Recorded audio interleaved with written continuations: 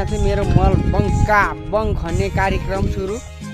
ल हाम्रो भान्जी यता अपेक्षा, यता बेबी, यता रेखा, ऊ माथि दुईजना आउँदैछ।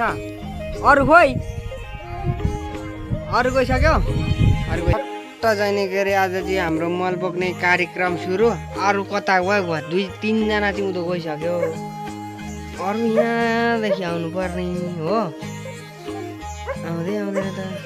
बरु मेरो खसी बरु मजाले पर बसिरहेको छ। यसलाई चाहिँ नि उ गर्नुपर्छ, अलिक खोले पानी दिएर तल बाले चाहिँ नि आगो बाल्ने कार्यक्रम भइरहेको छ। हाम्रो दाई आउनुभयो।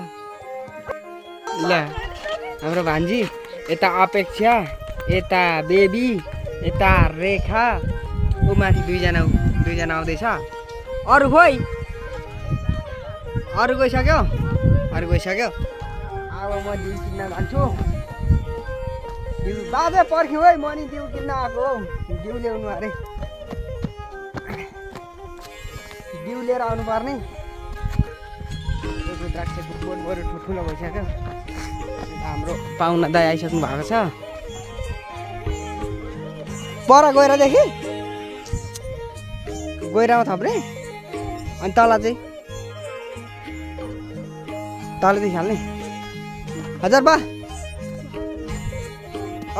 आज खेताला हाम्रो दाइ आउनु आएछ। हाम्रो प्याक्ला दाइ आउनु आएछ। मेरो प्याक्ला दाइ, यता हाम्रो बुनुहरू भाइ, यता हाम्रो भान्जा बाबा बोकाइराम्रो छ।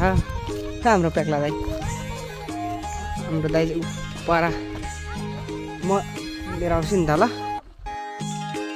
अनि यहाँ चाहिँ मेरो मल बङ खन्ने कार्यक्रम सुरु। हाम्रो बेबीको नाम त बेनिता रह्यो, निशाको नाम अपेक्षा रह्यो आजबाट। भने मेरो थुप्रोजना मान्छे छ आज। ओहो यो लाइन ठिक छ नि त। अनि आएकै मान्छे यता गइसक्यो त्यति धेरै, यता फेरि खाली मान्छे गएकै बोक्न। मसम्म नि बोकाइ, मसम्म नि 7 वर्षपछि मल बोक्दैछु म। अनि ढाड दुखिसक्यो मेरो। 7 वर्षपछि नि बाख्राको झन् थोरै छैन मल फेरि बोक्नलाई। एउटा त सकियो, एउटा पनि सकेको छैन, अझै 3टा छ।